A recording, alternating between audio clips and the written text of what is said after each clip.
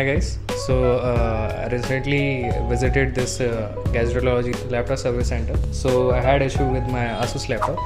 So issue was with the display and battery issue.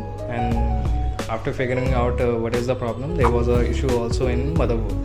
And once it got repaired, I checked the condition what is it. So earlier they had much noise and heating issue also. But after repairing, I hardly see any noise, and also laptop is not heating up. And yeah, that's the work they have done. And I will recommend you guys to please visit this Gadgetology laptop service center.